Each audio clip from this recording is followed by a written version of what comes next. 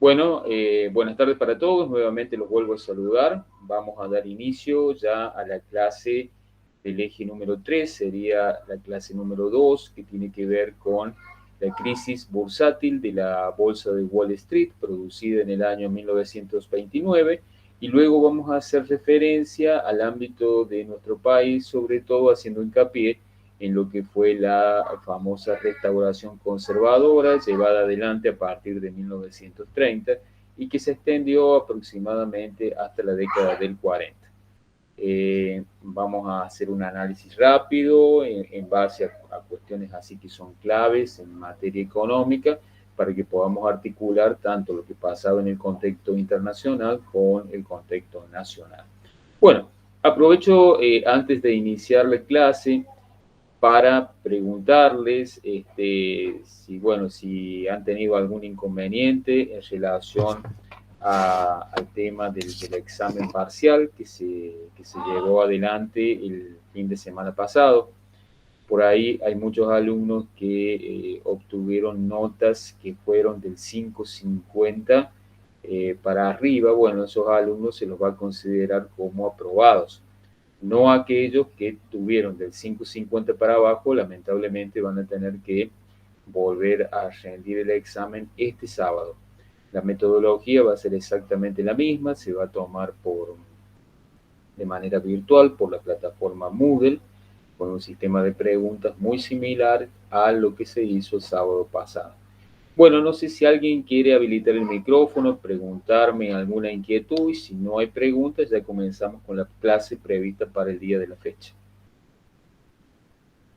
El que necesite preguntar, habilite el micrófono y yo lo escucho. Profe, Sí, sí, bueno, Mauro. buen día. Buen día. Le quería hacer una consulta sobre la prueba. Decime. No son pruebas, son parciales. Parcial, le Acordate digo, que, bueno. acordate que ya dejamos el secundario, es parcial, todo acá en la universidad es parcial. Sí, decime. Con respecto a la pregunta de Roca, Sí. yo pensé que era que se hacía la democracia, porque eran inmigrantes. Sí, no. Lo que pasa es que cada pregunta luego tiene como un sistema de, ¿cómo te puedo decir? En donde te explica cuál fue la opción correcta. En este momento no recuerdo yo la consigna puntualmente para poder definirte qué es lo que se preguntó, porque son muchas, ¿sí? Yo armo un banco de preguntas para el parcial de aproximadamente 100 preguntas. Entonces, de esas 100 preguntas se seleccionan y bueno, y el sistema las ordena al azar. O sea que en relación a Roca tiene que haber por lo menos unas 10 preguntas. Puntualmente no recuerdo cuál fue la que el sistema seleccionó para el examen. Por eso, déjame que lo vea en todos sentidos. Si vos querés escribirme al correo, yo ahí te puedo responder más puntualmente. ¿Sí? Porque la verdad que no recuerdo cuál fue la que el sistema seleccionó para el examen. ¿Sí? ¿Sí, Mauro? Bueno, vamos a comenzar vamos a ir comenzando para ya trabajar con el tema previsto para el día de la fecha. Voy a hacer una presentación.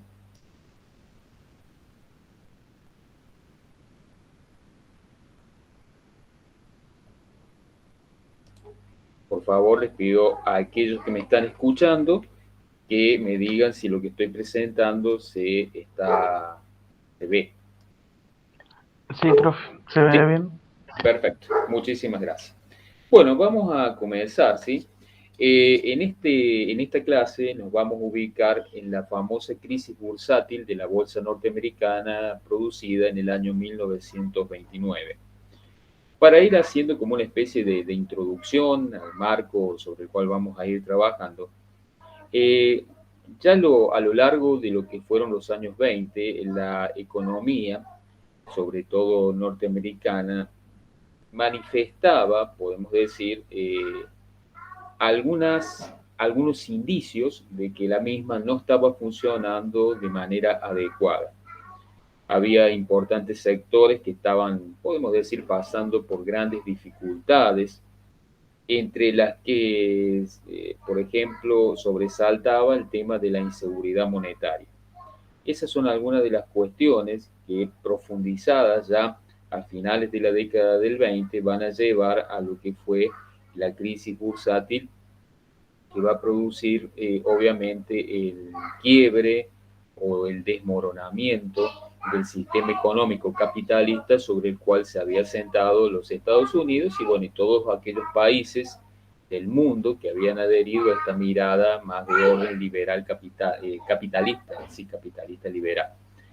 Avanzando un poquito con esto, dentro de las causas que podemos atribuirle al golpe, perdón, a la caída de la bolsa de Wall Street, una de ellas, y tal vez la más importante, tiene que ver con el tema de la sobreproducción.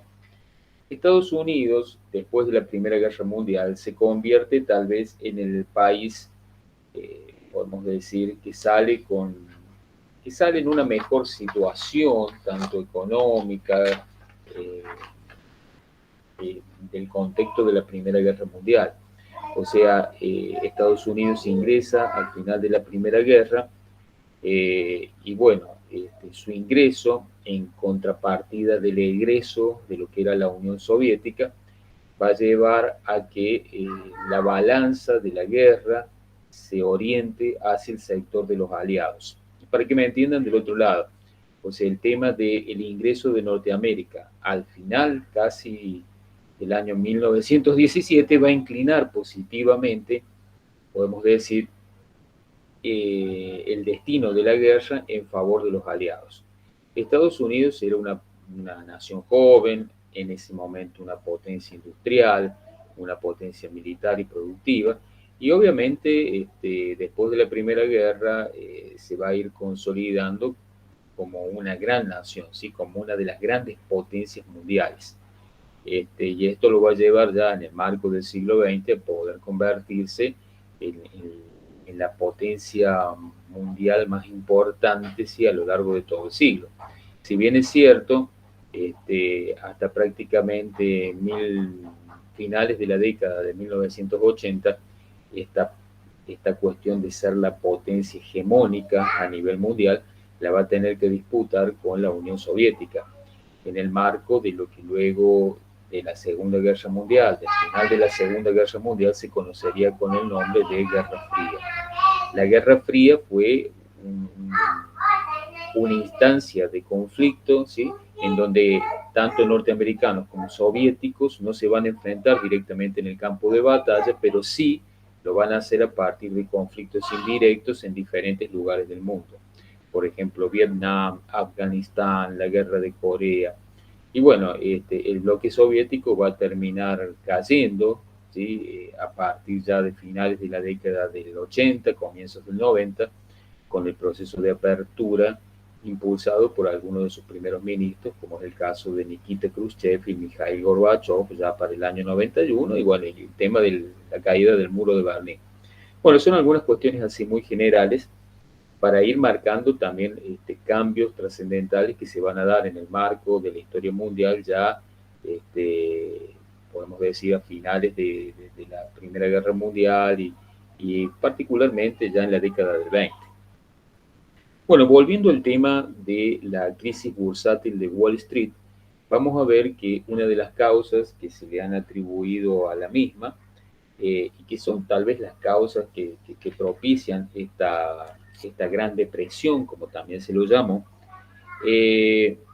fue analizar las grandes crisis que ha tenido el capitalismo durante este tiempo, relacionándolas de alguna manera con una cierta descoordinación entre lo que fue la producción y el consumo en ese momento.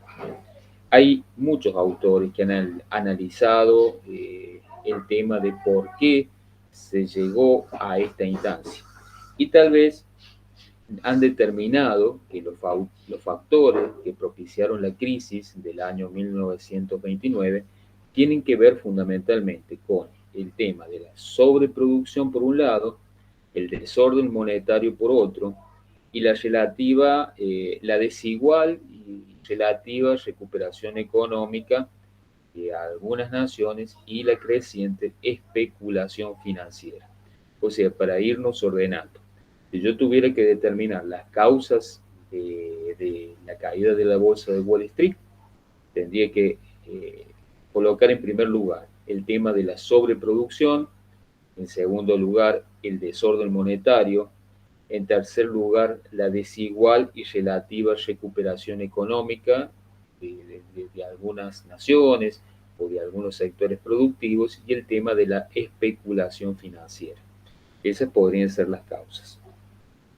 La sobreproducción tiene que ver fundamentalmente con el contexto y la situación que tenía Estados Unidos en la década del 20, particularmente del 25 en adelante. Una nación con un sistema productivo, podemos decir, muy importante, una nación que buena parte de esa producción industrial era comercializada en el marco del mundo europeo, pero también en el marco del mundo americano, fundamentalmente de las naciones que tienen que ver con Latinoamérica. El mundo europeo, sobre todo en este tiempo, viene del contexto de una gran guerra que ha durado muchos años, la primera gran guerra, como se la denominó, en la que participaron muchas naciones, y bueno, naciones que han quedado en una situación económica bastante compleja, naciones que han quedado bastante maltrechas, para que ustedes me entiendan.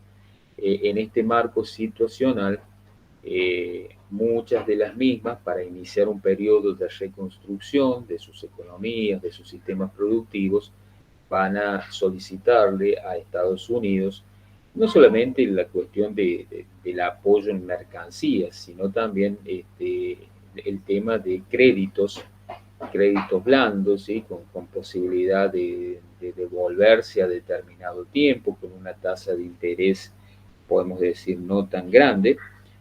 Y bueno, y Estados Unidos en poco tiempo se va a convertir en una de las grandes naciones, podemos decir, acreedoras. O sea, una nación a la cual le debían muchísimo dinero. Ahí también hay un grave problema, o sea, muchas veces cuando un Estado nacional presta dinero a otros estados sin la suficiente garantía de que esos estados le van a poder devolver el capital que la nación prestó, allí ya empieza también a haber un problema futuro. A ver, ustedes pónganse en este marco de situación. Una persona presta dinero, ¿sí? Si estuvieran en una casa de préstamo, ustedes prestan dinero en función también de una garantía de que ese dinero va a ser devuelto en un margen de tiempo prudencial, y bueno, y en ese marco de tiempo, el prestamista o la casa de préstamo cobra un interés por el dinero que se ha entregado. Bueno, esto relativamente era como funcionaba el sistema internacional de acuerdos en ese momento. Pero bueno, el tema de Estados Unidos fue también prestar a muchas naciones sin la suficiente garantía, lo cual hacía que ese dinero que se había erogado fuera muy difícil de poder cobrarlo en el futuro. Bien, vamos hasta ahí. Por otro lado, yo les decía que el tema de la sobreproducción estaba más orientado al hecho de que al ser Estados Unidos una nación industrial con un gran volumen podemos decir, de empresas que se dedicaban a la fabricación de determinados elementos, generalmente se producía. Ahora, el tema es, si yo produzco permanentemente y no logro incorporar esos productos en el mercado internacional, voy a encontrarme en un problema. ¿Por qué? Y porque de repente, si no los logro vender, no los logro colocar a nivel internacional, voy a empezar a hacer una gran acumulación de productos en mis depósitos. Y eso a futuro va a traer consecuencias. Porque imagínense, si yo soy dueño de una empresa que produce, o una fábrica que produce, y no vendo mi producción, ¿sí? Estoy en un inconveniente porque en el marco de un tiempo muy corto no voy a poder dar respuesta a cuestiones tan simples como, por ejemplo, pagarle salario a mis trabajadores. Entonces voy a tener que empezar a reducírselos, ¿sí? A suspenderlos y en el peor de los casos al despido masivo. Bueno, y el fin de esto, si no logro vender lo que fabrico, finalmente me va a llevar a la quiebra, que fue de cierta manera lo que en Estados Unidos se va a ir generando en este tiempo. ¿Vamos bien hasta ahí? ¿Alguna pregunta que quieran hacer? ¿Se va entendiendo? Vamos bien, profe. ¿Sí? ¿Vamos bien? Vamos, Perfecto. profe. Bueno, eso por un lado. Después, en el ámbito de la sobreproducción, también tengo que marcar ciertos desequilibrios que existían entre los precios agrícolas y los precios industriales. Los precios agrícolas siempre iban creciendo de una manera más lenta que los industriales. Y esto hacía, por ejemplo, que los campesinos, con su producción agraria, con la ganancia obtenida por la venta de su producción agraria, no pudieran de alguna manera comprar maquinaria industrial. ¿Se entiende? O sea, los precios industriales siempre iban por arriba de lo que era el valor de los productos agrarios. Entonces esto también, este desequilibrio también marcó una grave problemática. Porque, a ver, si yo quiero avanzar en la producción, si quiero que el campo produzca más, optimizar el tema del rendimiento por hectárea, obviamente el productor agrícola tiene que invertir en maquinaria. Pero si la venta de lo que produce no le alcanza para comprar la maquinaria, ahí también estamos en un grave problema. En este tiempo, las economías europeas comienzan lentamente a recuperarse, pero bueno, obviamente no tenían la capacidad económica para la adquisición de determinados productos que Estados Unidos fabricaba. ¿Sí? Hablo de productos industriales. Muchas veces cuando una nación ha soportado un tema de guerra, las economías para tratar de fortificarse se cierran, se vuelven más proteccionistas. Entonces eso hace que primero se intente de alguna manera fortificar el mercado interno para poder recuperar no solamente los volúmenes de producción, sino contar con una economía cada vez más fuerte. Entonces, en ese tiempo, después de la guerra, muchas naciones europeas ya no le compraban en el mismo volumen las mercancías que Estados Unidos producía. Y ahí, bueno, también viene este problema. O sea, la industria norteamericana siguió produciendo, como si vendiera toda esa producción al mundo. Y esto no estaba ocurriendo. La producción se estaba acumulando cada vez más en los, podemos decir, en los talleres, se estaba acumulando en los galpones de las fábricas. Y bueno, y nadie en ese momento se quería dar cuenta de la realidad que se estaba viviendo. Otra de las causas que yo recién les marqué es el desorden monetario. La existencia de nuevos centros financieros como el de Wall Street junto con otros centros financieros mundiales como el de Londres, el París, va a empezar a originar como una especie de competencia de préstamos exteriores y una competencia que se va a generar entre el dólar y la libra, lo cual va a incrementar, yo diría, esta cuestión de la gran inestabilidad que vamos a vivir en este tiempo, ¿sí? Eh, Algo importante para destacar en este sentido, con la guerra, ¿sí? Hablo de la Primera Guerra Mundial, las principales monedas empezaron a perder su valor, el valor fijo respecto al oro. Recuerdo que hasta ese momento el patrón de intercambio que se utilizaba para todo tipo de transacción comercial que se llevaba adelante en el mundo era el patrón oro. Luego este patrón oro se irá a modificar, se irá a cambiar, ¿sí? Pero hasta ese momento era el patrón oro. Y bueno, el tema era que las monedas, tanto el dólar como la libra, podemos hablar del franco alemán, habían perdido valor respecto al oro en sí mismo. Y desde 1919 solo el dólar va a permanecer como moneda convertible en oro y en cambio fijo. O sea, de todas las monedas, podemos decir que el dólar se mantuvo como divisa internacional por excelencia, ¿sí? El Reino Unido, o sea, Inglaterra, va a intentar que su moneda, la libra esterlina, volviera a ser de alguna manera una divisa internacional fuerte frente al dólar, pero lamentablemente van a fracasar. Y esto va a llevar a que en el mundo se viva una gran inestabilidad financiera por fundamentalmente el tema de la guerra, ¿sí? Y de ese periodo entre guerras y de ese periodo de recuperación de aquellas naciones que la han soportado. ¿Sí? Porque, a ver, salir de una guerra y volver a estándares de producción y podemos decir nuevamente lograr la infraestructura productiva necesaria para poder salir del estancamiento no es algo fácil. O sea, ¿qué quiero decirles? Que las naciones que estuvieron en el marco de la Primera Guerra Mundial les demandó muchísimos años poder salir del estancamiento, poder salir de una situación de destrucción de sus ciudades, y por eso, bueno, también la economía es como que en este tiempo va a estar estancado, sobre todo en Europa. La situación va a ser muy diferente en América. Los Estados Unidos van a vivir un clima, me animaría a decir, de prosperidad, de seguridad económica, y esto se va a traducir en un bienestar a nivel social. Buena parte de la sociedad norteamericana de la década del 20 vivía los llamados años locos.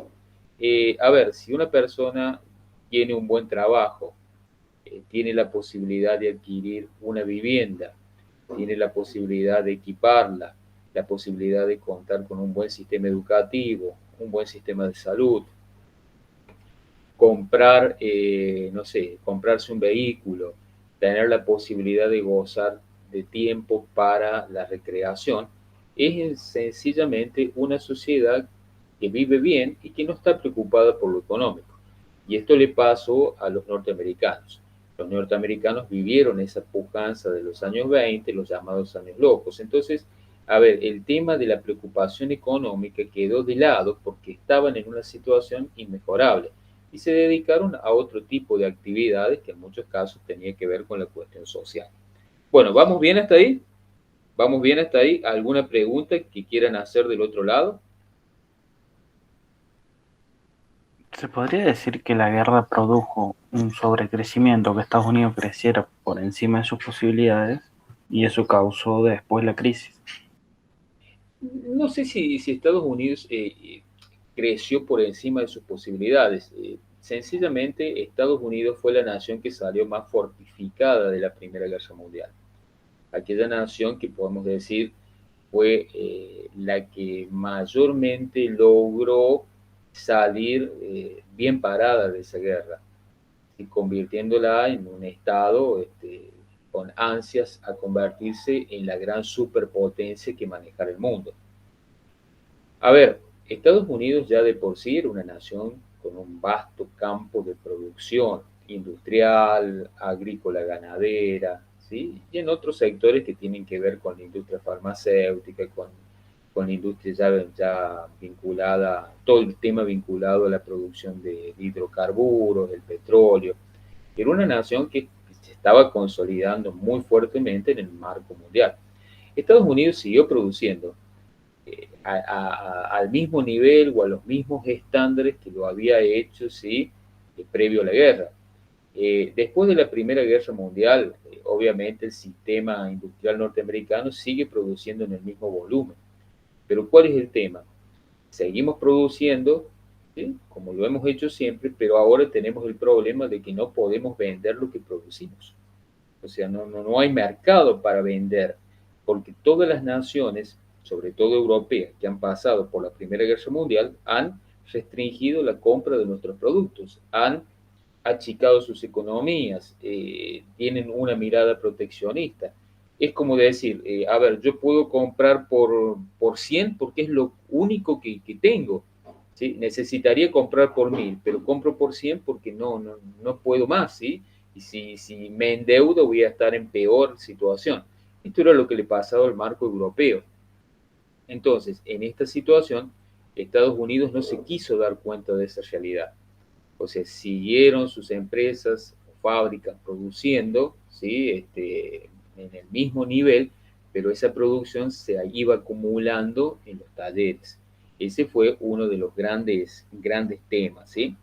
Eh, y que acrecentó también una cuestión de carácter especulativo, ¿sí? La especulación financiera, sobre todo en el tema de la bolsa de Estados Unidos.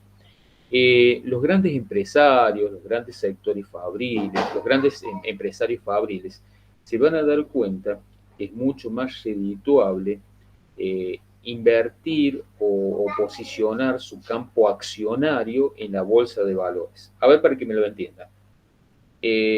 Muchos industriales de ese momento convirtieron el capital, pónganse, su empresa valía $500.000, lo convirtieron todo en acciones. En acciones con un valor de cada acción, no sé, de $5. Esto es simplemente un ejemplo. El capital de las empresas, ¿sí? Hablo del capital físico, hablo del capital vinculado a la producción, se convirtió todo en acciones. Y esas acciones pasaron a cotizar dentro del mercado de valores, ¿sí? Empezaron muchas veces con un precio sumamente bajo, $5, $1, de acuerdo al capital accionario que tenía ese empresario.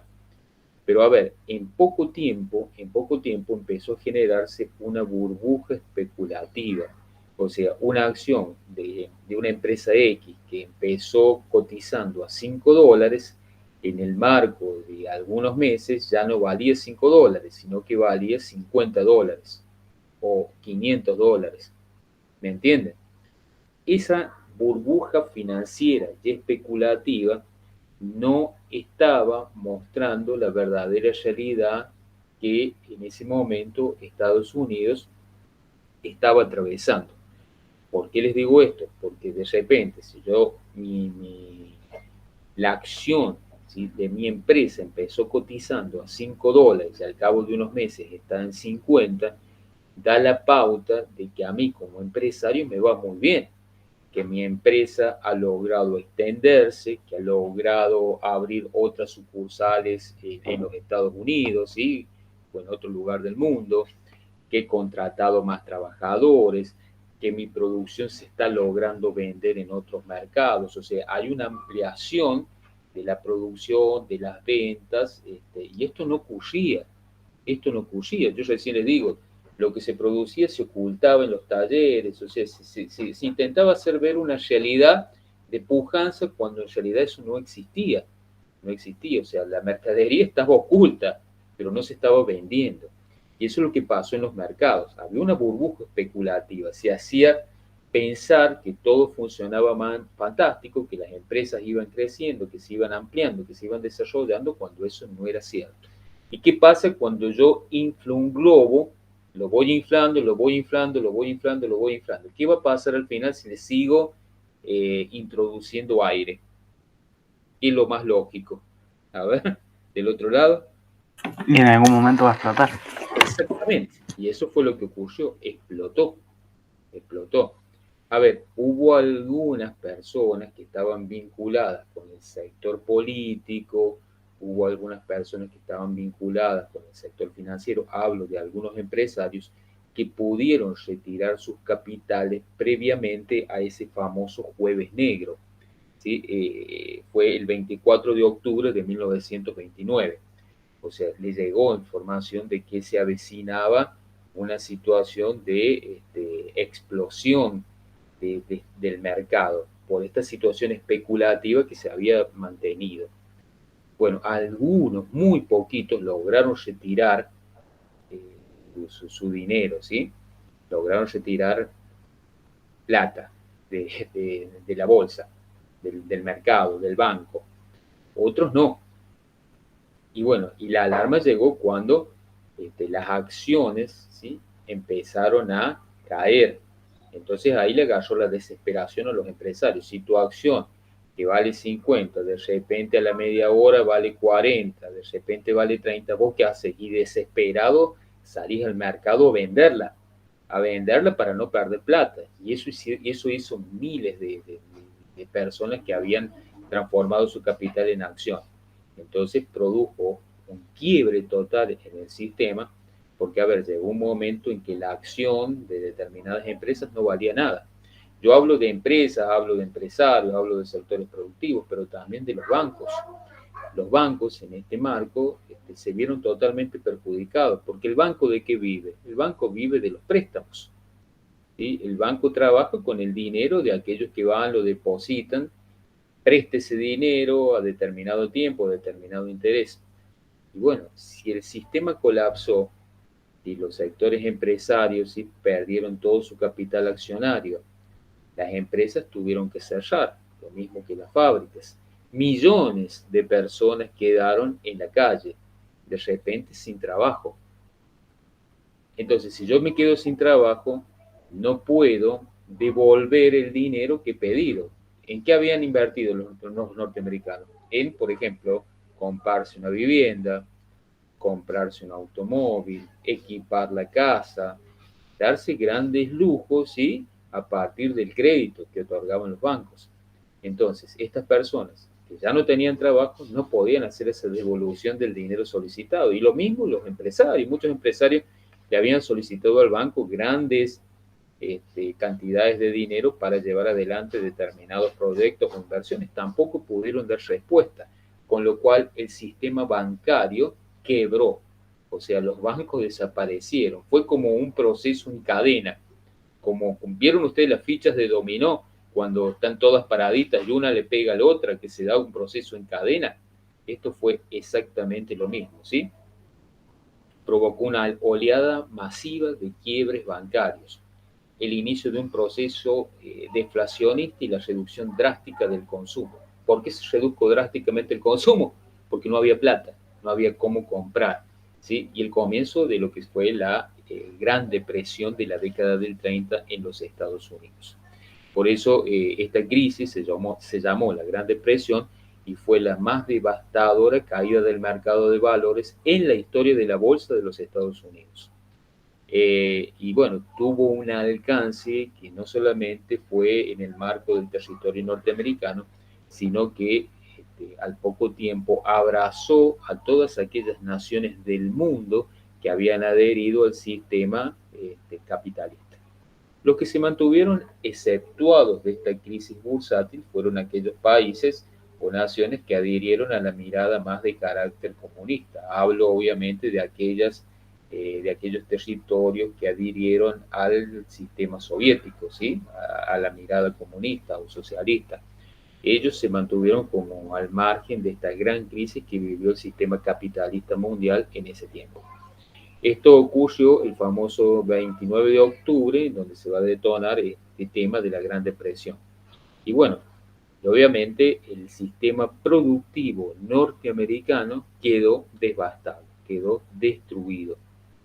Y con ello millones de personas en la calle. Para el colmo de males, en la fecha que se produce se acercaba el invierno en los Estados Unidos. Este tiempo, posterior a la caída de la bolsa, ya en noviembre, diciembre, fue terrorífico porque al hecho de que las personas estaban sin trabajo, que deambulaban por las calles, también se dio que no los ayudó el clima. En ese tiempo se produjeron las nevadas más intensas de la época, o sea, el frío, sin trabajo, sin vivienda, llevó a que muchos hombres, ¿sí? desesperados, incurrieran en actos que tenían que ver con, bueno, con aumentó el índice de suicidios, aumentó el índice de asaltos, y muchos de estos hombres se dedicaron al tema del alcohol, del alcoholismo para matar las penas. De ahí en más que el gobierno norteamericano, visto y considerando la situación que atravesaba, llevó adelante lo que se llamó la ley seca, la prohibición de la venta de alcohol a los ciudadanos norteamericanos. Y de ahí, bueno, en este tiempo la famosa época de los gángsters, la famosa época de aquellos, de la mafia italiana, ¿sí? Vinculado a la venta del alcohol clandestino, la destilación de alcohol clandestino y también la venta de lo que eran los estupefacientes, aunque más bien en este tiempo el tema del alcohol fue lo que movilizó sobre todo a ese sector de la mafia que yo les estoy mencionando. Bueno, este es un pequeño video, yo después se los voy a subir, voy a subirles a la plataforma el enlace para que ustedes lo vean. Entonces, las consecuencias directas de la crisis bursátil del 29 fue, en el ámbito económico, el incremento del desempleo, la reducción de salarios de aquel porcentual mínimo de la población que logró mantener el empleo, y los sociales, obviamente, el paro, el descenso demográfico, la desigualdad en la estructura social, en el sentido de que esa clase, ese sector medio que había surgido durante las últimas décadas, prácticamente desapareció y vamos a ver sectores altos de la sociedad, aquellos sectores que pudieron soportar la crisis, que tuvieron a lo mejor la ventaja de tener la información para poder retirar ese dinero del mercado, y los sectores totalmente devastados, pobres, podemos decir, de la población en general. En este marco también de crisis enorme, va a ser el punto de partida para el surgimiento de diferentes ideologías. Ideologías más de carácter nacional, y en el marco europeo podemos hablar de ideologías que van a recibir el nombre de totalitarismos de Estado. Entre esos totalitarismos de Estado vale mencionar al fascismo italiano de la mano del duce Benito Mussolini, y en el caso de Alemania, el nazismo alemán de la mano de Adolf Hitler, que van a ser dos de los protagonistas cruciales que ya va a tener a partir de finales de la década del 30 el mundo, ¿sí? Hablo de finales de la década del 30 porque ya en 1939 vamos a ver el inicio de lo que fue la Segunda Guerra Mundial. Acá, como ustedes ven en esta imagen, lo que yo les decía, millones de personas quedaron a la calle, perdieron todo, perdieron el trabajo, la vivienda, todo. Este hombre todavía se puede considerar dichoso, porque ustedes ven que mantiene algunos muebles, tiene ropa, pero hubo gente que quedó sin nada, que para poder comer muchas veces vendía las mismas prendas que tenía. Entonces, Estados Unidos va a incrementar también en este tiempo una gran ola de comedores, ¿sí? En donde la gente iba para recibir un plato de comida caliente, una taza de café, hasta que esta situación se pudiera solucionar. Y las soluciones, chicos, va a venir de la mano de este economista que nosotros estuvimos mencionando en las últimas clases, que se llamó John Maynard Keynes. Las soluciones van a venir de este hombre y de su teoría, que es la teoría keynesiana, que también ha sido llamada como la teoría del Estado benefactor. Las soluciones que lleva adelante y que se sostienen en la mirada económica de este economista, la primera y fundamental es que el mercado no tiene que ser liberado, que el mercado debe ser controlado, ya que el ente que lo tiene que controlar y regular no es otro que el Estado Nacional. Hasta ese momento, el mercado, cuando yo hablo de mercado, hablo de oferta de bienes, productos y servicios, era regulado. Nosotros hemos visto en muchas teorías económicas se decía era regulado por una mano invisible, por leyes naturales. Bueno, Keynes dice, no, esto no puede continuar así. El Estado tiene que convertirse en un Estado intervencionista, un Estado que intervenga en economía, un Estado que controle, un Estado que regule. Y a partir de allí, ¿sí? Estados Unidos, de la mano de su presidente Franklin Delano Roosevelt, va a llevar adelante una serie de medidas. Tal vez una de las más importantes va a ser la que se desarrolló entre el 33 y el 38, que ustedes están viendo ahí, que es el famoso New Deal. El New Deal quiere decir el nuevo trato.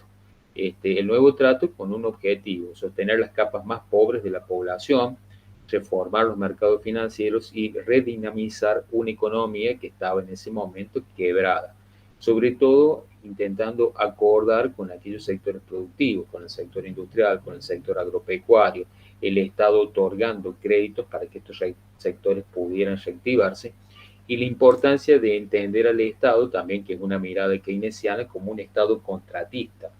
como un Estado que pueda generar empleo a partir de algo sencillo que fue la obra pública, crear grandes obras de infraestructura para darle trabajo a la gente y producir un efecto dominó en el mercado interno. Porque si yo creo una obra, no sé, un plan de viviendas, la creación de una autopista, la creación de un hospital, de una escuela o lo que fuera, no solamente van a obtener trabajo aquellos albañiles, electricistas, carpinteros, ingenieros, arquitectos, sino que también se va a generar empleo asociado, porque los hombres que trabajan en esa obra a determinada hora del día tienen que almorzar, a determinada hora del día a lo mejor desayunan, necesitan transporte, si vienen de otro lugar necesitan un lugar donde dormir. Entonces, ¿me entienden? Se generó empleo asociado y eso empezó poco a poco a poder, de alguna manera, empezar a mejorar ciertos ámbitos de la economía norteamericana. Pero a ver, quiero ser muy claro con esto. El hecho de que Norteamérica logró superar la crisis del 30 no fue algo que hizo en un año o en dos. Para volver a los mismos estándares de producción que había obtenido o había tenido en la década del 20, particularmente 24-25, Estados Unidos demoró 10 años, como lo han sentido, 10 años. O sea, del 30, recién a finales del 40, podemos decir que Estados Unidos nuevamente ha logrado consolidarse como una nación industrial, una nación con una industria fuerte, un campo productivo, una producción que vende al mundo. Fíjense lo que les hablo, 10 años para salir de esta gravísima crisis que lo afectó y que va a afectar también a otras naciones. Argentina no va a ser la exclusión. La crisis del 30 también puso en el tapete, yo diría, muchas de las políticas económicas que se desglosaron en nuestro país en ese momento. Bueno, entre las miradas keynesianas que nosotros le hemos visto, la necesidad de no solo la obra pública, sino generar empleo, seguridad social, también la importancia que van a cobrar los sindicatos, ¿sí? De ahí los acuerdos que el Estado empieza a hacer con ciertos sectores sindicales para alentar a la producción y generar trabajo. Este es el hombre que yo les digo, el número 32 de los presidentes de los Estados Unidos, y que bueno, que fue el único presidente que ganó 4 elecciones en esa nación, Franklin Delano Roosevelt. Bueno, acá están algunas de las soluciones, ¿sí? que se llevaron adelante en ese momento. No voy a pasar el video porque es demasiado pesado y por allí se puede trabar lo que se puede trabar, si se me puede caer la conexión. Bueno, vamos bien hasta ahí.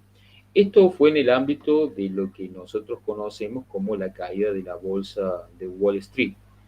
Ahora, esto que sucedió en Norteamérica, ¿cómo impactó en la Argentina? Bueno, va a impactar, yo diría, de manera muy importante. Y acá vamos a la segunda parte de lo que es la clase de hoy, ¿sí? A ver, voy a volver a proyectar. Así vamos ya con esta segunda parte. En el ámbito de la Argentina, díganme por favor si se está viendo bien lo que proyecto. En el ámbito de nuestro país, ya para la década del 30, vamos a observar un retorno de los gobiernos conservadores. En el año 1930 se va a producir el primer golpe de Estado en la historia argentina del siglo XX, en donde un gobierno constitucional elegido por el voto popular es sacado del gobierno a través de la fuerza. Hablo puntualmente del gobierno de don Hipólito Yrigoyen. El segundo gobierno de Hipólito Yrigoyen debe enfrentar en 1930 un golpe militar producido por llamémosle un general del ejército que se llamaba Félix Uriburu, el cual lo va a terminar sacando y va a terminar también gestando esa larga historia de golpes institucionales que ha vivido la Argentina, podemos decir, en todo el marco del siglo XX.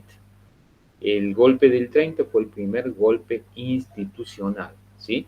Un golpe que hay muchos autores dicen fue un golpe militar. A mí me gusta decir que fue un golpe cívico-militar, porque en ese golpe participaron no solo militares, sino también civiles que habían estado ocupando algunos puestos de gobierno en ese momento.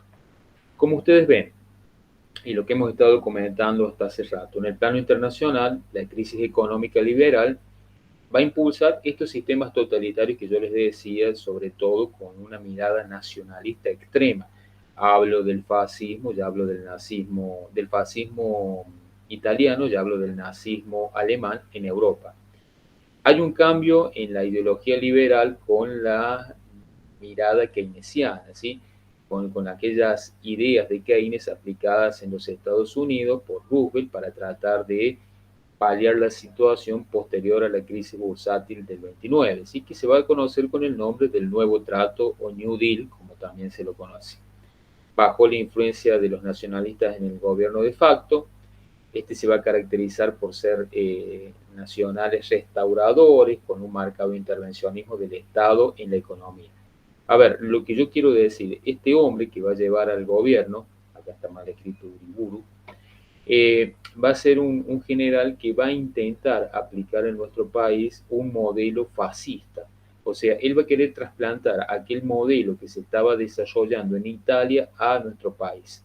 La idea era generar un sistema más de carácter corporativista, ¿sí? O sea, que acá todos los sistemas productivos tuvieran que ver más bien con una idea de corporación. O sea, con eso desaparecía la propiedad privada, y todo se enmarcaba como en una lucha, ¿sí? La lucha por intentar que la corporación pueda salir y ser productiva y lograr la eficiencia. Bueno, era un poco lo que Uriburu buscaba, trasplantar un sistema que en Europa estaba en pugna, como era el sistema del fascismo con Benito Mussolini, lo intentó llevar a la Argentina. Pero bueno, todos aquellos sectores que lo habían apoyado en el derrocamiento de don Hipólito Yrigoyen, es como que no van a aceptar esta idea de cambiar el sistema político argentino, sobre todo porque había que hacer algo muy importante que era reformar la Constitución.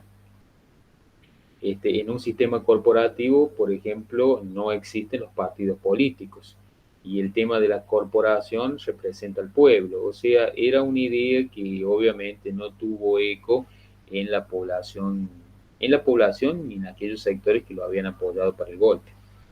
Desde septiembre del 30 a febrero del 32 vamos a tener a este hombre en el gobierno, ¿sí? Vamos a tener a Félix Uriburu. O sea que esa etapa de la historia argentina, que es conocida con el nombre de la restauración conservadora y mal llamada década infame, comienza con un golpe militar. Y está solamente este hombre en el poder 2 años, en el medio de la gran depresión económica que vivía el mundo después de la caída de la bolsa. En el marco de la política argentina, después del golpe militar del 30, la UCR, la Unión Cívica Radical, se le va a prohibir la participación en las elecciones, ¿sí? Entonces, hasta el 32 dura este militar Félix Uriburu y bueno, y obviamente al no tener el apoyo de aquellos sectores que lo habían acompañado en el golpe, en esta fecha, en el 32, tiene que convocar a elecciones. Entonces, allí, en estas elecciones del 32, con un radicalismo al cual no se le va a permitir su participación, hay algunos otros partidos menores, pero hay una conformación de fuerza política, de coalición política, para que ustedes me entiendan, que se llamó la Concordancia. Este partido nuevo, la Concordancia, unía, se puede decir, los sectores militares con los sectores conservadores, a tal punto que la primera fórmula va a ser Agustín Pedro Justo, que era un general del ejército, opositor o con ideas muy diferentes a Uriburu, y va a formar fórmula con un conservador como era el hijo de Julio Argentino Roca. Entonces vamos a ver en esa fórmula de la concordancia Agustín Pedro Justo, Julio Argentino Roca hijo, los cuales van a llegar a la presidencia ya en el año 32. Y a partir de ese momento, del año 32 hasta el año 1943, en la Argentina se van a suceder los llamados gobiernos conservadores, ¿sí?, en el poder.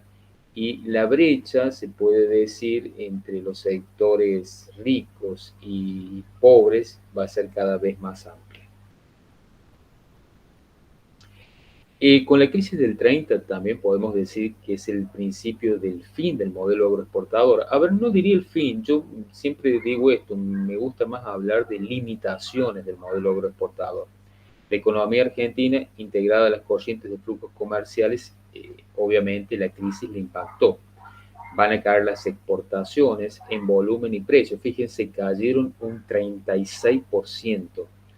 Caen las importaciones, o sea, todo aquel producto extranjero que antes la nación argentina compraba, ahora cayó un 14%, obviamente porque no había productos.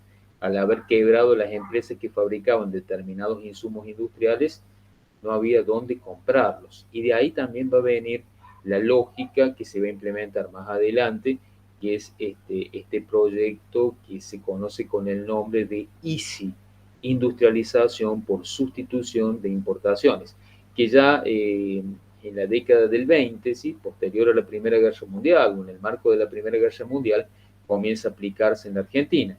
Cuando termina la Primera Guerra y empezamos a recuperar nuestros valores de exportación, bueno, se abandona, pero con la crisis bursátil del 30 hay algunas cuestiones que se vuelven a pensar. Caen los ingresos fiscales, las reservas de la caja de conversión económica caen también, hay una devaluación del 26.3%. La devaluación es en relación a la moneda argentina pierde pierde valor, o sea, pierde el valor, casi el 26% del valor que antes tenía un peso pierde. Cae el Producto Bruto Interno. En el 30 cayó un menos 4.1, en el 31 un menos 7%, 32 menos 3,4. Esto de la caída del PBI impacta fuertemente en el empleo, los recortes salariales, la tasa de desocupación que crece a un 10%. Se redefine también la cuestión de la política inmigratoria. Si estamos viviendo una situación de crisis, no sé hasta qué punto nos conviene seguir alentando a que lleguen a nuestro país inmigrantes.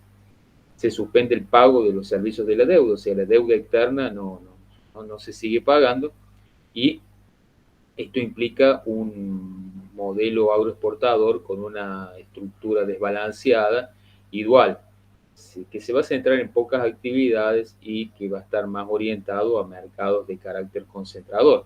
O sea, si yo no puedo vender en el mismo volumen que lo había hecho antes en el marco mundial, o sea, trato de orientar la producción hacia el consumo o hacia el mercado interno.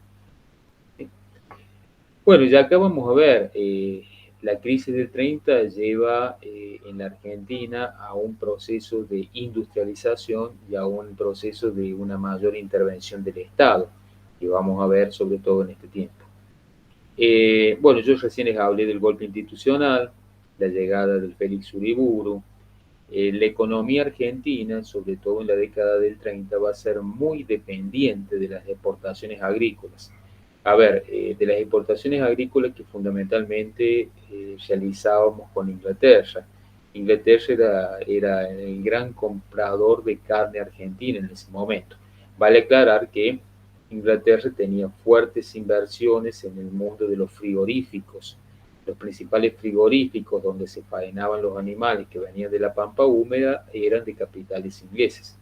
Entonces, la Inglaterra, desde finales del siglo XIX, comienzos del XX, había consolidado todo un sistema de producción, de traslado y de embarque, ¿sí?, de nuestros animales vacunos. Llegaban por tren hacia los frigoríficos, Los frigoríficos estaban muy cerca de las zonas portuarias. Una vez faenado el animal, obviamente se lo embarcaba en aquellas naves que ya contaban con métodos de refrigeración para llevar la producción hacia Europa, ¿sí? Acá viene algo muy interesante que sobre todo en el marco económico yo quiero destacar, que es el famoso pacto o acuerdo Roca-Runciman, firmado en 1933, el cual va a profundizar, podemos decir, las relaciones económicas entre Argentina y Inglaterra y va a generar un enorme debate en torno a la cuestión de la carne. ¿Por qué? Porque, a ver, en ese momento Argentina dependía de que Inglaterra nos comprara nuestra producción cárnica. Y bueno, hubo algunos problemas previos con una cuestión de intentar por ahí comprar productos elaborados a los Estados Unidos, sobre todo previo a la caída de la bolsa, que a Inglaterra no le gustó para nada. Una famosa relación que se dio durante el gobierno de Alvear, que se conoció con el nombre de la relación triangular. Argentina le compraba productos elaborados a los Estados Unidos y este, le vendía carne a Inglaterra. Entonces Inglaterra en un momento se quejó de esto porque decía, nosotros les compramos carne, pero no nos están comprando lo que elaboramos. De ahí, bueno, que se ajustó esta situación. Y ya para el 33 podemos decir que este vínculo entre la economía inglesa y argentina va a ser, o el gobierno argentino y inglés va a ser cada vez más fuerte, a tal punto que el mismo Julio Argentino Roca, en una alocución que da en Inglaterra, le dice al mismo gobierno inglés que ellos tienen que considerar a la Argentina como un apéndice más de su territorio. Un poco más era ir y decirles, miren, nosotros somos su colonia, nosotros les vamos a proveer de toda la materia prima, carne, cereales que necesiten, porque somos su colonia. Y a ver, el tema de la carne, el precio del valor de la carne, lo van a fijar ustedes. Es como decirles a ustedes en este momento, vos tenés un automóvil que es de tu propiedad, ¿sí? Y viene alguien y te dice, mira, te lo compro a determinada cantidad de dinero, en donde ustedes ni siquiera tienen la posibilidad de fijar el valor que tiene ese vehículo. Bueno, esto pasaba con la carne. El precio de la carne no lo fijaba Argentina, lo fijaba Inglaterra. Entonces, la balanza comercial siempre era muy positiva para los ingleses. Y acá va a haber grandes negociados entre frigoríficos, personajes del gobierno, va a haber mucha corrupción, va a haber mucho clientelismo, va a haber funcionarios que en este acuerdo que se firma van a tener que votar en el Senado si se lleva adelante o no. Y van a ser indulsados, para que me entiendan del otro lado, con dinero. Hay un diputado de la Nación, que es el diputado Lisandro de la Torre, que se encarga de investigar estos negociados con la carne que beneficiaban a Inglaterra y perjudicaban la economía argentina, va a destapar una gran olla de corrupción y obviamente la salida era muy directa. Si este hombre, este Lisandro de la Torre, nos está causando problemas, hay que hacerlo desaparecer. Entonces los conservadores contrataron a un francotirador que se apostó en el Senado de la Nación con la intención de pegarle un tiro en la cabeza y matarlo a Lisandro de la Torre para que no abriera la boca. Bueno, la cuestión finalmente es que lo hacen, lo dejan pasar, el tiro le sale mal y termina matando a otro funcionario del mismo partido de Lisandro que al ver al francotirador lo protege a Lisandro. Pero bueno, esto que parece una película, lo que les estoy contando, verdaderamente sucedió.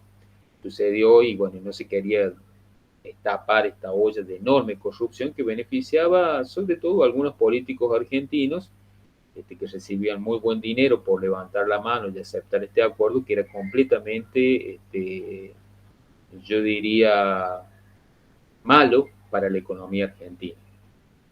Casi todos los comicios van a sufrir irregularidades. Se llama el regreso de los conservadores porque, a ver, la sucesión de los respectivos gobiernos que nosotros vamos a ver en toda esa etapa que va del 32 al 43, realmente estuvo asignada por esto, por el fraude electoral, por el clientelismo político, por haber la inexistencia de una fuerza opositora que tuviera el peso suficiente como para frenar el hecho de que los conservadores siguieran perpetuándose en el poder. Se habla de la restauración conservadora porque se vuelven a las viejas prácticas políticas que había tenido Argentina a fines del siglo XIX y de las cuales yo estuve hablando en una de las últimas clases. Después de la presidencia de Justo, ¿sí?, va a venir la presidencia de un radical disidente, no hablo del radicalismo tradicional, disidente, que fue Roberto Ortiz, y que se va a aliar en fórmula con un conservador como fue en ese momento Ramón Castillo.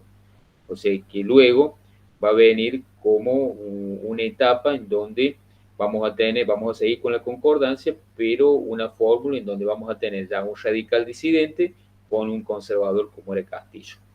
Ya en el 43, el golpe de Estado, el segundo golpe de Estado protagonizado en la Argentina y del cual vamos a hablar más adelante. ¿Sí?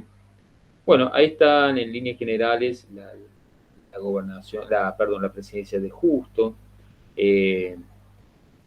un fuerte Estado, imponer un Estado interventor, esta idea de sustituir a las importaciones, fundamentalmente sustituirlas porque, a ver, no llegaban productos. Yo necesitaba seguir manteniendo en funcionamiento maquinarias en el campo, pero ¿cómo hacía si a lo mejor a una maquinaria se le rompió una correa o algún otro elemento del motor y no lo conseguía en el mercado extranjero porque las industrias que lo producían habían caído, no se conseguían? Entonces fue un grave problema. De allí más esta idea de poder alentar a la producción o a la generación de pequeños talleres industriales o fabriles, bajo esa idea que se había comenzado a desarrollar en la década del 20, después de la Primera Guerra Mundial, o en el marco de la Primera Guerra Mundial, y que se conoce con el nombre de ISI, industrialización por sustitución de importaciones. Y acá está el Estado interventor y la sustitución de importaciones. En el 30 se observa una fuerte presencia del Estado en la economía, siguiendo de alguna manera los parámetros de las ideas keynesianas, ¿sí? Los gobiernos de Irigoyen y Justo implementaron medidas que implicaban un mayor control de la producción, el sistema de cambios y una reforma impositiva. En el 33, Gran Bretaña abandonó el compromiso con el liberalismo y optó por el sistema de preferencias comerciales que beneficiaban a sus colonias como proveedores de productos. De ahí lo que yo les decía, el acuerdo Roca-Russell y esas palabras de Roca. A ver, Inglaterra nos tiene que considerar como un apéndice más de su territorio. Directamente le decía, miren, somos una colonia de Inglaterra, ustedes acá pueden venir y llevarse todo lo que producimos y pagar lo que ustedes quieran. ¿Sí? Si el valor de una vaca a nivel internacional valía $100, bueno, ustedes nos quieren dar $20 o $10, no hay problema. ¿Sí? Porque el precio también lo fijan ustedes. Nosotros somos más que una colonia. ¿Sí? Por favor, no nos dejen de comprar carne. ¿Se entiende lo que digo? Argentina se ve amenazada por los intereses de los ganaderos y los frigoríficos, que eran de capital extranjero. En base a esto se hizo el Tratado Roca-Russell en el 33. ¿Sí? ¿Vamos bien hasta ahí? ¿Quieren hacer alguna pregunta, chicos? ¿Se va entendiendo? Esto, por favor, luego lo tienen que reforzar con la lectura de los autores que yo ahí les propongo. Bueno, acá tenemos la firma del Tratado Roca-Russell, ¿sí? Para la Argentina, el Reino Unido no impondría ninguna restricción a las importaciones de carne vacuna enfriada. Gran Bretaña aseguraba que no reduciría las compras a una cantidad inferior a la correspondiente al periodo del 32, pero valga la redundancia, le compraba la carne a sus propios frigoríficos. Lo que nos compraba a nosotros era mínimo, ¿sí? Si por alguna circunstancia viera obligada a reducir las importaciones al 10%, el Reino Unido promete consultar con el gobierno argentino. Era todo un gran negociado que terminaba beneficiando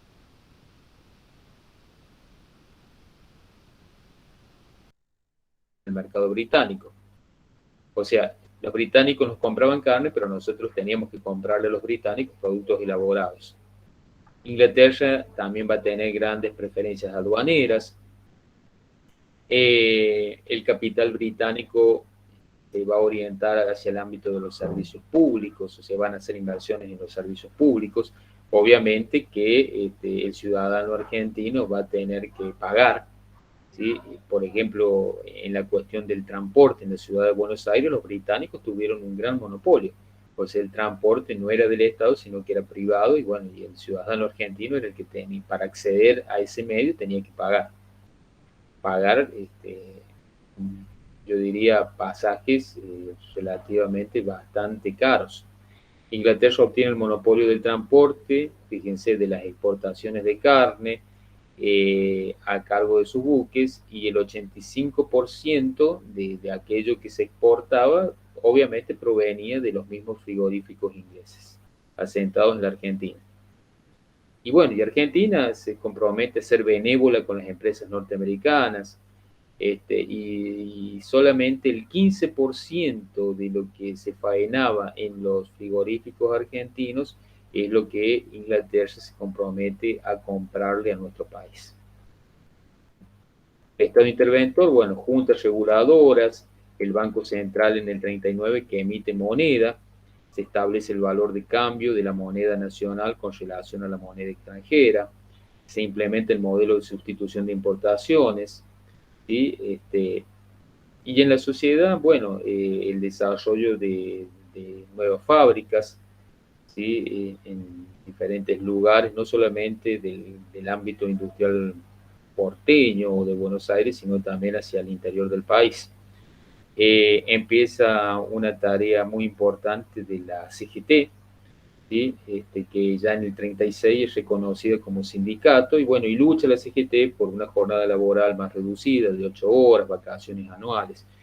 Vale aclarar algo, desde el momento de la fundación de la CGT, que es la Central General del Trabajo, hasta prácticamente la llegada de Perón, del 43 en adelante, la CGT, muchos de estos pedidos que estoy yo mencionándoles, no logró obtener nada.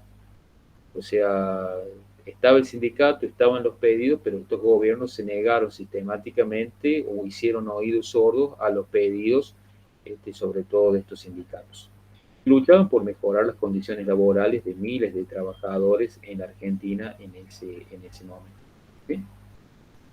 Finalizado el primer gobierno de la Concordancia, entra a la presidencia Ortiz y Castillo.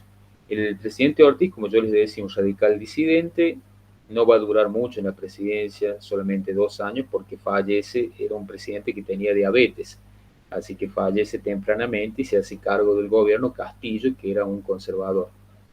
Y obviamente, yo les mencioné también, era un conservador y era general del ejército.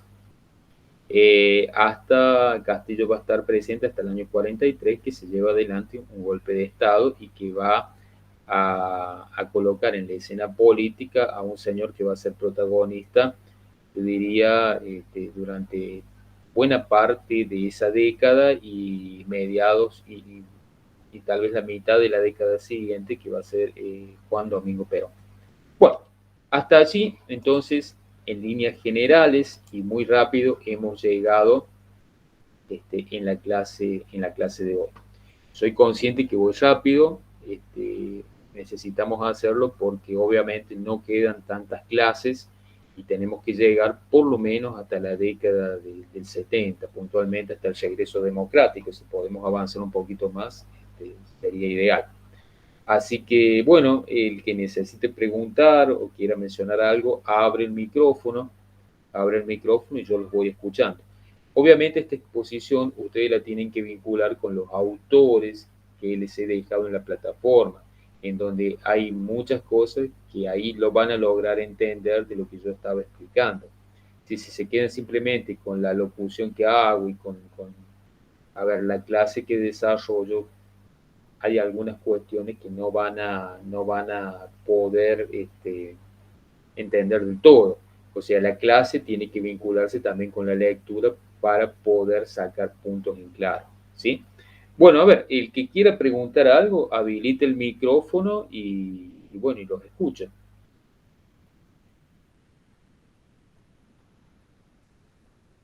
Si no hay preguntas, bueno, ya daríamos por terminada la clase.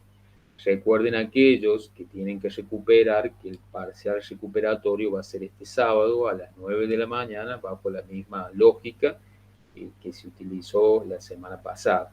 Aquellos que obtienen de 5.50 en adelante están aprobados. Los que obtuvieron menos puntaje, obviamente, tienen que ir al recuperatorio. Estuve haciendo más o menos un cálculo de las clases que nos quedan. Nos restarían para cerrar el año algo así como 4 o 5 clases. 5 clases más y estamos cerrando. Así que a finales del mes de septiembre, yo había en mi calendario colocado el primer sábado de octubre, que para ser más preciso, ahí lo voy a buscar. Primer sábado de octubre, que sería sábado 2 de octubre, tendríamos nosotros aproximadamente el segundo parcial, ¿sí? El segundo parcial que se va a focalizar en el eje número 3. Y nosotros hemos empezado a ver 3, 4 hasta donde lleguemos. ¿Sí? Yo calculo que vamos a llegar por lo menos para el parcial hasta la década del 60. ¿Sí? Y luego los temas que restan quedarán para algún trabajo de carácter práctico. Que es más o menos la lógica que voy a ir siguiendo, pero bueno, todo esto que les comento luego se los voy a especificar bien en las noticias que subo a la plataforma. Bueno, chicos, entonces, si no hay ninguna pregunta en relación a lo que hemos venido viendo, damos acá por terminada la clase. Les pido por favor que vayan leyendo los materiales porque vamos a ir rápido y el tiempo que nos queda tampoco es tanto. Bueno, chicos, les dejo un saludo inmenso a todos, que tengan un excelente fin de semana y nos estamos reencontrando ya la semana próxima. Y feliz Día del Estudiante para todos. Nos vemos, chicos. Chao, chao. Chao, profe, gracias. Nos vemos. Chao, profe.